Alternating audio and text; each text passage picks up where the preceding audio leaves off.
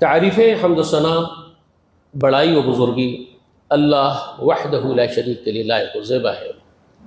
درود و سلام ہو تمام انبیاء و تمام مرسلین پر، خصوصاً اللہ کی انگنت رحمتیں بے شمار برکتیں نازل ہو نبی آخر الزمان سید المرسلین والرحمۃ للعالمین خاتم النبیین محمد الامین صلی اللہ علیہ وآلہ وسلم پر، اور سلام ہو آپ کے اہل بیت پر، سلام ہو آپ کے خلفائے راشدین اور آپ کے تمام اصحاب پر، اور سلام ہو آپ کی امت کے نیک صالحین بندوں بندیوں پر۔ سامعین و سامعات، اللہ رب العالمین ہمیشہ سے تھا، ہمیشہ وہ ہے، ہمیشہ ہی وہ رہے گا۔ کچھ نہیں تھا تو وہی تھا، جب کچھ نہیں ہوگا تو وہی ہوگا۔ وہ اپنے آپ محمود ہے، وہ خود تعریفوں کے لائق از خود ہے، وہ کسی کا بھی محتاج نہیں پورے سنسار میں، پورے کائنات میں۔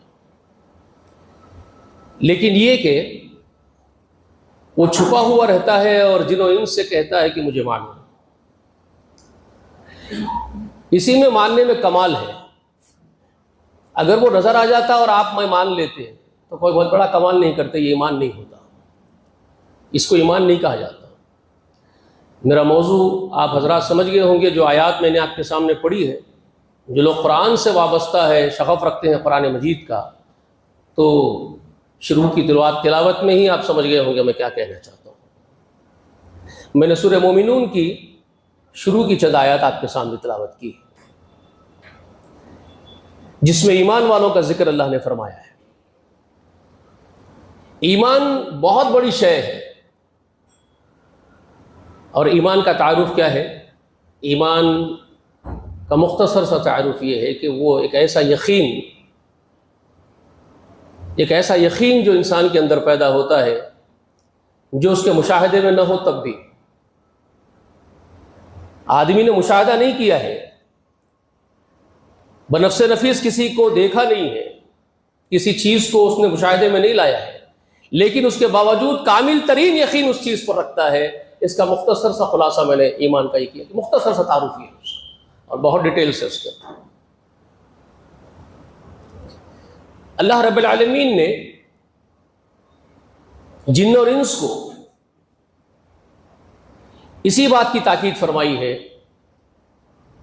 تؤمنون باللہ ورسولہ۔ رسول محمد رسول اللہ تو سامنے تھے، ان کو ماننے کا مطلب کیا تھا پھر؟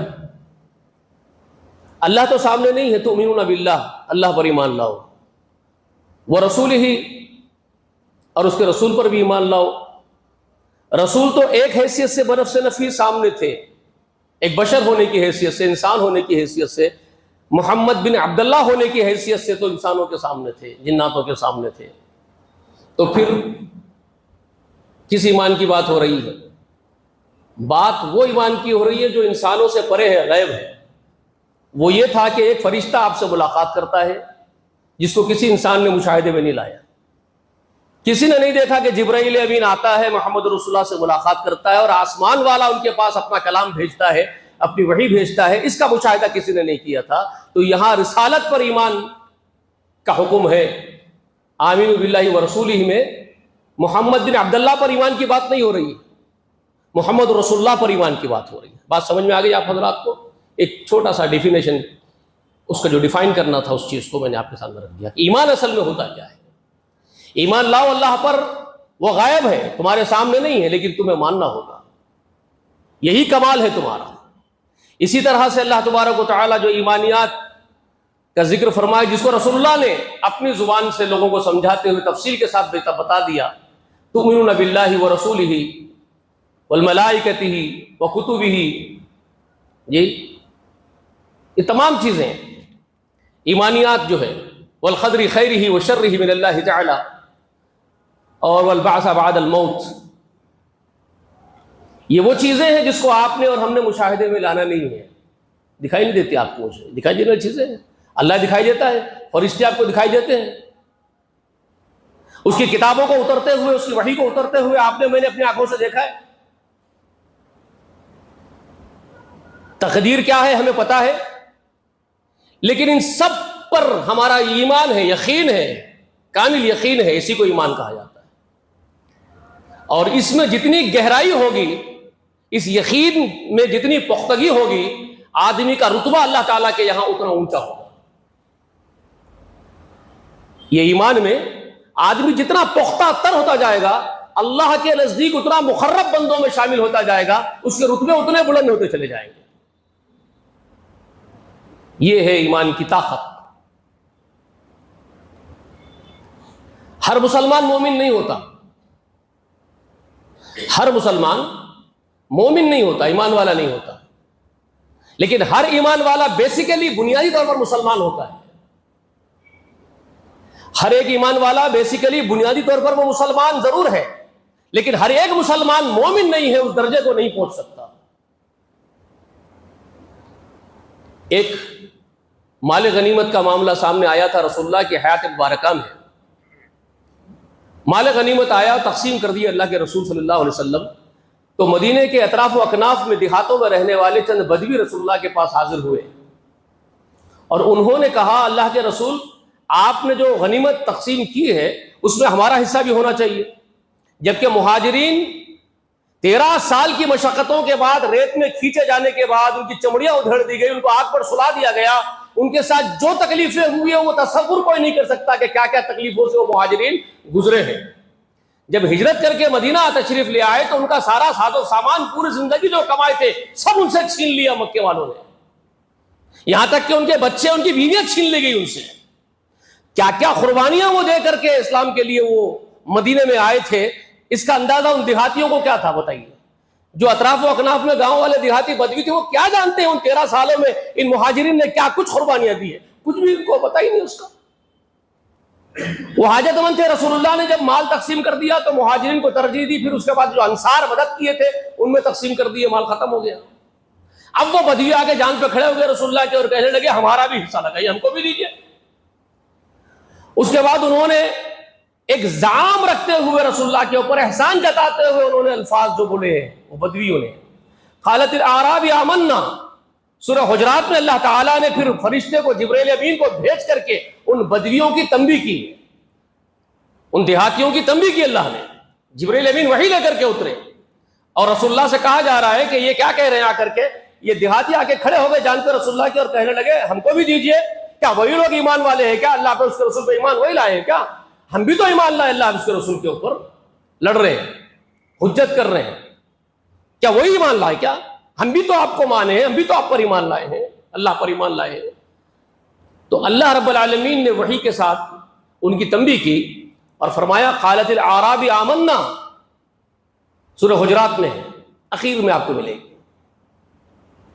یہ بدوی دیہاتی آ کر کے محمد آپ سے حجت کرتے ہوئے کہہ رہے ہیں کہ آمنا، ہم بھی مان لائے ہیں۔ قل، ان سے کہیے محمد صلی اللہ تعالی علیہ وآلہ وسلم، آپ فرمائیے ان سے، لن تؤمنوا، تم ہرگز ایمان نہیں لائے، لن تؤمنوا ولکن قولوا اسلمنا، ہاں لیکن تم یہ بولو کہ مسلمان ہو گئے۔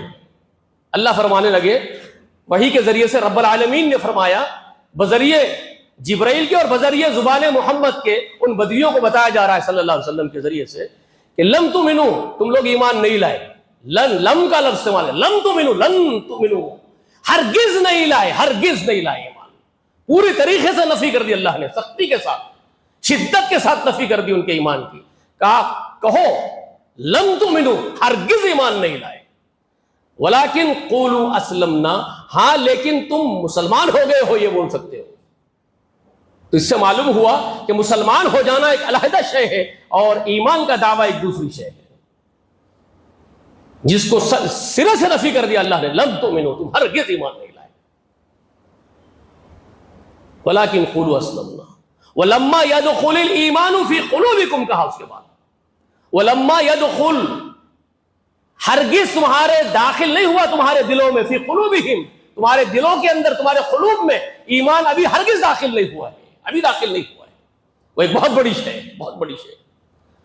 لما يدخل الایمان فی قلوبکم، معلوم ہوا کہ ایمان ایک علیحدہ شے ہے، اسلام علیحدہ شے ہے۔ اسی لیے میں کہہ رہا ہوں کہ ہر مسلمان مومن نہیں ہے، کروڑوں مسلمان ہیں اس وقت ایگزسٹ کرتے ہیں. مسلمان کتنے ہیں؟ ایک کم و بیش اندازہ جس مردم شماری کے ذریعے سے جو ڈیٹا سامنے آتا ہے، جو وہ کیا ہے، وہ یہ ہے کہ کم و بیش 150 سے 200 کروڑ 150 سے 200 کروڑ مسلمان اس زمین پر ایگزسٹ کرتے ہیں، جہاں 700-800 کروڑ ہیومن بینگز ایگزسٹ کرتے ہیں. انسان، کل انسان 700 سے 800 کروڑ ہے، جس میں سے 150 سے 200 کروڑ مسلمان رہتے ہیں. لیکن کیا یہ 200 کروڑ پورے مومن ہیں؟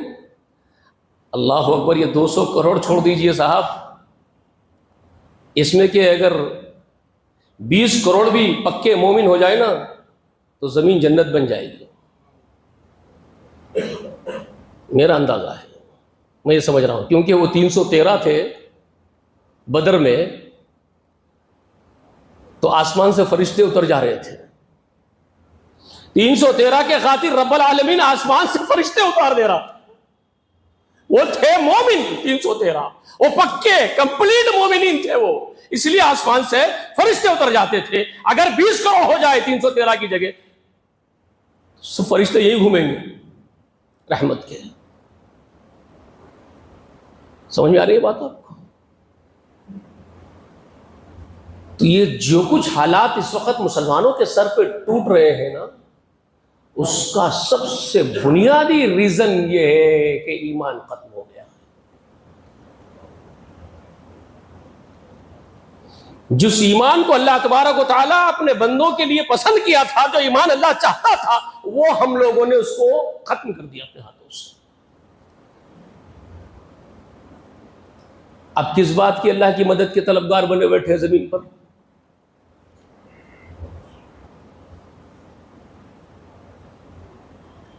اللہ نے تو گارنٹی دی ہے. اسی لیے میں سورہ مومنون کی چند آیات کو چنا تاکہ ہمیں یہ معلوم ہو جائے کہ رب العالمین تو ضمانت دے رہے ہیں، گارنٹی دے رہے ہیں، فل گارنٹڈ. اللہ تعالیٰ نے ایک بات پیش کر دی، بھائی قد افلح المؤمنون، یقیناً فلاح پا چکے مومن، فلاح پا چکے. دنیا میں بھی فلاح پا چکے، آخرت میں بھی فلاح پا چکے، کامیابی ان کے قدم چوم لی. تو پھر کون ہے وہ مومن؟ کہاں ہے وہ؟ ہم تو فلاح نہیں پائے، ہم تو مغلوب ہے، مظلوم ہے، لٹے پٹے ہیں، گھسے پٹے ہیں، جوتے کھا رہے زمین پر، کوئی ہمارا ویلیو نہیں ہے، کوئی ہم کو پلٹ کر نہیں دیکھتا ہے. کہاں ہماری کامیابی ہے؟ اللہ تو گارنٹی دے رہا ہے، الذین هم فی صلاتہم خاشعون. اب اللہ تبارک و تعالیٰ ان لوگوں کے صفات کو بیان کرنا شروع کر دیا اس گارنٹی کے بعد. مومن تو وہ ہیں، مومنین تو وہ ہیں جو مومنین مومنات ہیں، مومن بندے مومن بندیاں، ان کے لیے تو ضمانت ہے کہ وہ تو کامیاب ہو چکے ہیں. قد افلح المؤمنون. لیکن وہ کون لوگ ہیں جو کامیاب ہو چکے ہیں؟ اب یہ تم دیکھتے جاؤ قرآن کے ذریعے اور اپنا جائزہ لیتے جاؤ. تمام جناتوں، تمام انسانوں، جناتوں کے مردوں عورتوں، انسانوں کے مردوں عورتوں، اب یہ صفات تم سنتے جاؤ اللہ تعالیٰ جو فرما رہے، اور خود کو ڈھونڈتے جاؤ اس کے اندر کہ خود کہاں فٹ ہوتے ہو. الذین هم فی صلاتہم خاشعون، وہ جو اپنی نمازوں میں خشیت اختیار کرتے ہیں. خشیت، خشیت کیا چیز ہوگی؟ خشیت ہم جانتے بھی اس کو، صرف سنتے ہیں. خشیت ایک لفظ ہے جو عربی سے اردو میں بھی لے لیا گیا، اردو میں بھی بولا جاتا ہے. عربی کا لفظ ہے خشیت، اس کو اردو میں بھی بولا جاتا ہے. وہ ایک لفظ ہے، ہمارے پاس ایک ورڈنگز ہے، ورڈنگز کے سوا ہمارے پاس کیا ہے؟ وہ خشیت ہے کیا چیز؟ پریکٹیکلی وہ کیا چیز ہے؟ ہم اس سے کوسوں دور ہیں. ہمارا کوئی واسطہ ہی نہیں اس خشیت جیسے لفظ سے. خشیت کسے کہتے ہیں؟ خشیت کا تعارف کیا ہے؟ تو ایک ایسی صفت ہے، ایک ایسا فورس ہے جو انسانی روح کے اندر پایا جاتا ہے، اس کی آتما میں پایا جاتا ہے. انٹرنل فورس کا نام خشیت ہے. وہ ایک ایسی شے ہے جو اللہ کا نام آ جائے تو اس پر ایک ایسا رعب طاری ہوتا ہے سننے والے پر. اللہ نام سے ہی ایک ایسا رعب اس پر طاری ہوتا ہے کہ اس کے پیر تھرانے لگ جاتے ہیں، اس کی آنکھوں سے آنسو بہہ نکل جاتے ہیں، اس کا دل کانپ اٹھتا ہے، اس کی روح تھرا جاتی ہے صرف ایک نام اللہ پر. یہ وہ صفت کا نام خشیت ہے، اس صفت کا نام خشیت ہے جو کسی میں پائی جاتی، کسی میں، وہ ہر ایک میں نہیں پائی جاتی، وہ کسی میں، شاید ہزاروں میں یا لاکھوں میں کسی ایک میں وہ صفت پائی جاتی۔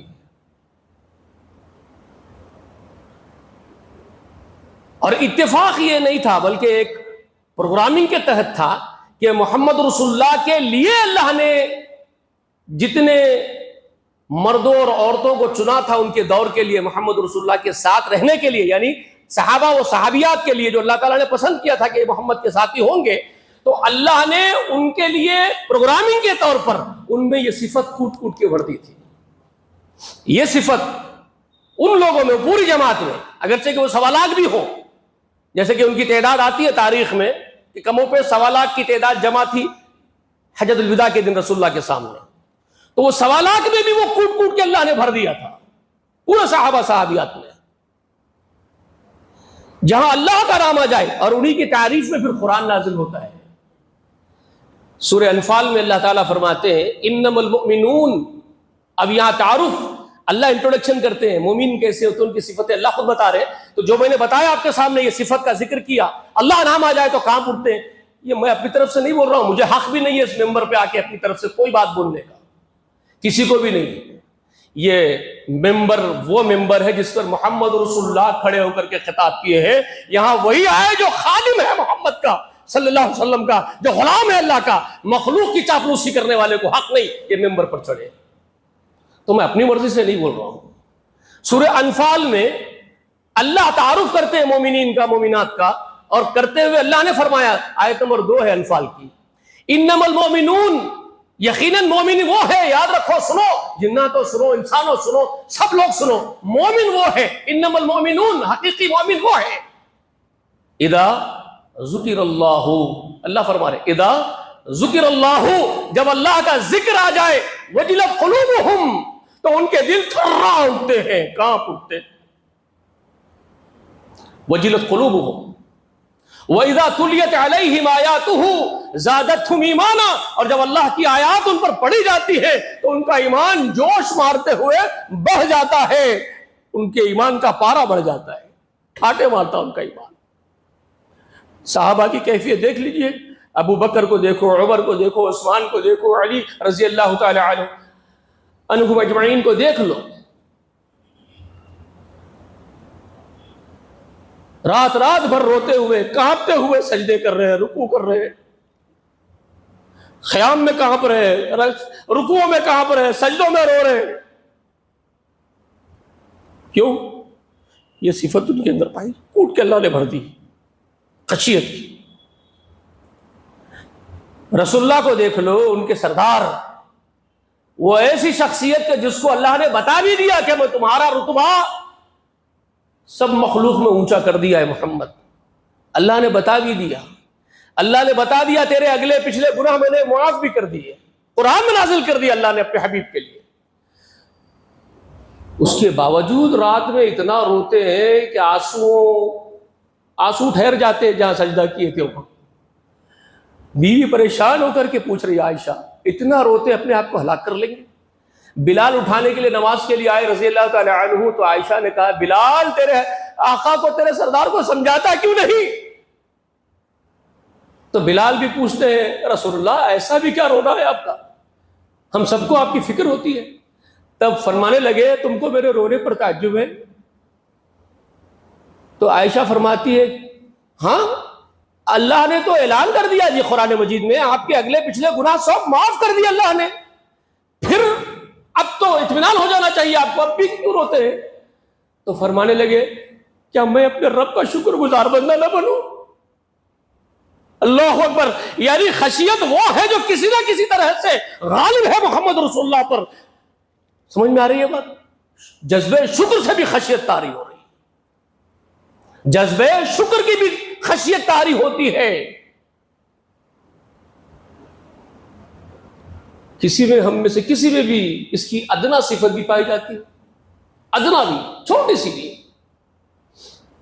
کسی حساب کی آیتوں سے گزرتے تو اللہم حاسبنی حساب یسیرا کی رٹ لگا دیتے محمد رسول اللہ، کہ ہم میں سے کسی میں ہے۔ ان الذین یخشون ربهم بالغیب لہم مغفرۃ واجر کبیر. قرآن کہتا ہے یقیناً وہ لوگ جو بن دیکھے اپنے پروردگار کی خشیت اپنے اندر رکھتے ہیں، اس کے نام پر لرزتے ہیں، کانپتے ہیں، روتے ہیں، تو کیا ہوتا ہے؟ انہی کے لیے مغفرت ہے اللہ کے یہاں، اللہ ان کو معاف کر دے گا اور ان کے لیے بہت بڑا اجر عطا کرے گا. سمجھ میں آ رہی ہے بات آپ کو؟ فبشرہم بمغفرۃ واجر کریم. ان کو بشارت دے دے. سورہ یاسین میں اللہ فرما رہا ہے بشارت دے دو خاشعین کو، اپنے رب کی خشیت رکھنے والوں کو، کہ ان کے لیے مغفرت ہے اور ان کے لیے عزت والا اجر و ثواب اللہ نے رکھا ہے. اور والذین عن اللغو معرضون، خشیت کوٹ کوٹ کے ان میں پائی جاتی ہے.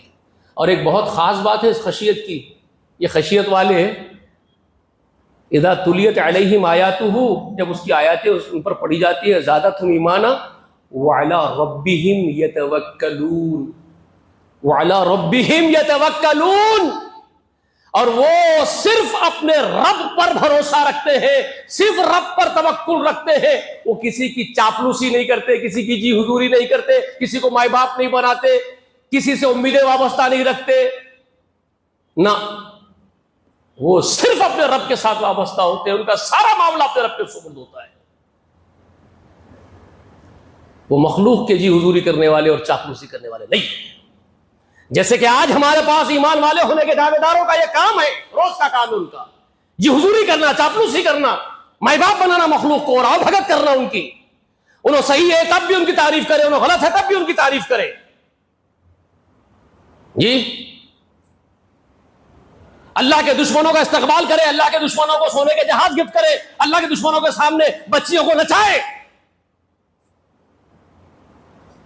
وہ کچھ بھی کرے، لیکن وہ ان کے نزدیک ہمارے ہیں، یہ اندھ بھکت، یہ اندھے ہیں، ان کو جرائم نظر نہیں آتے، یہ جی حضوری کرتے ہیں مخلوق کی، کیونکہ وہاں سے ان کو فنڈنگ ملتی ہے کھانے کے لیے.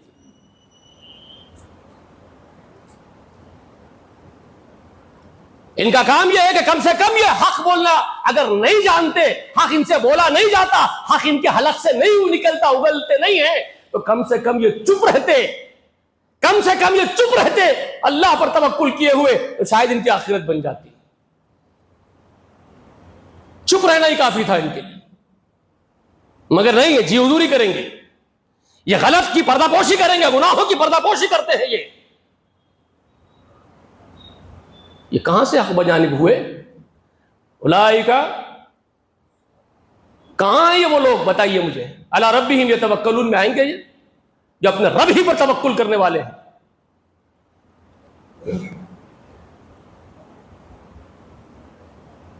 قولوا قولا سدیدا کا حکم ہے نا مومنوں کو، تو جب بات کرو سیدھی اور سچی بات کرو، کھری بات کرو.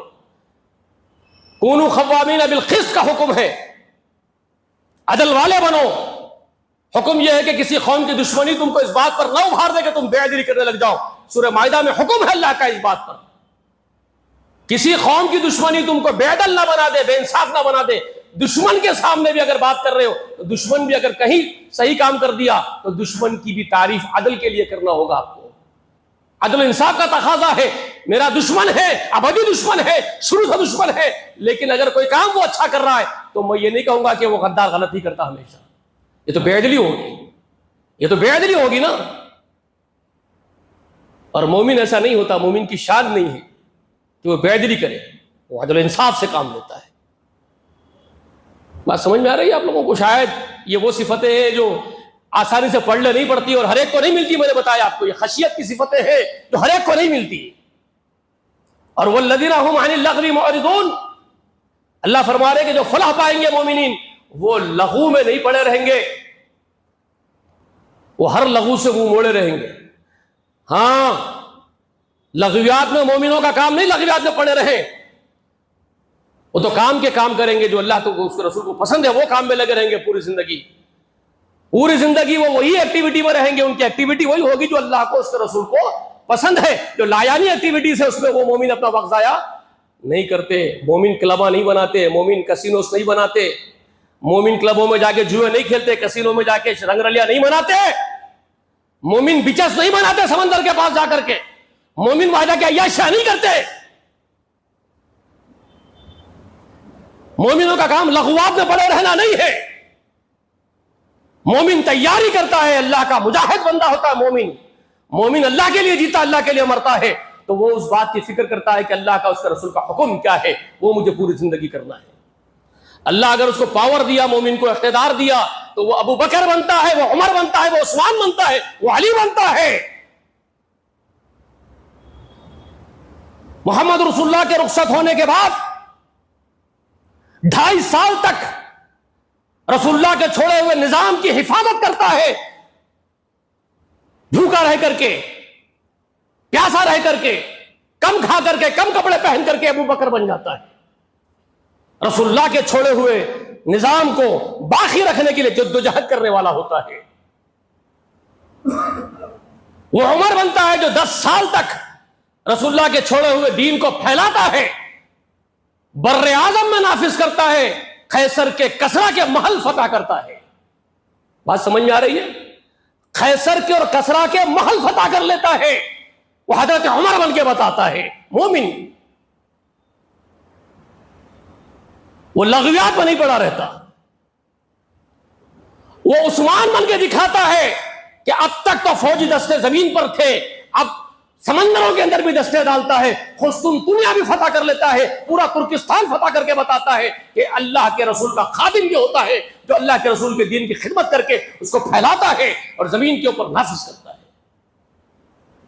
وہ عثمان بنتا ہے,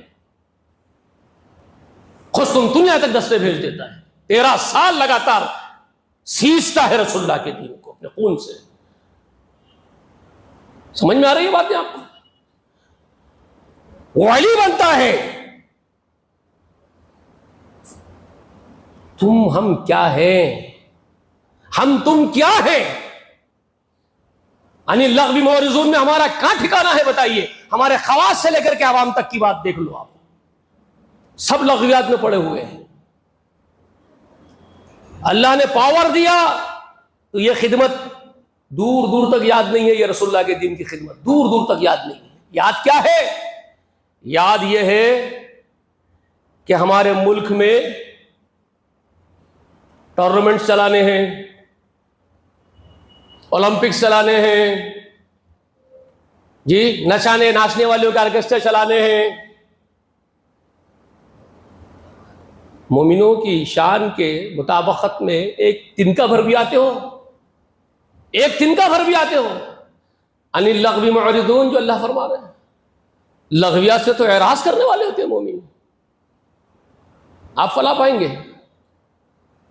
نہیں. یہ باتیں بڑی چبھتی ہے. یہ یہاں جو آیا ہے نا, یہ حداد جو ہے نا, لوہے کا کام کرنے والا ہے, کسی کے ٹکڑوں پر نہیں پلتا. یہ ہاں, یہ ٹکڑوں پر کھانے والا نہیں ہے کہ تمہاری چاپلوسی کروں گا. اللہ کی, اس کے رسول کی بات کروں گا, کیونکہ یہ ممبر اللہ نے رسول اللہ کے ذریعے قائم کیا.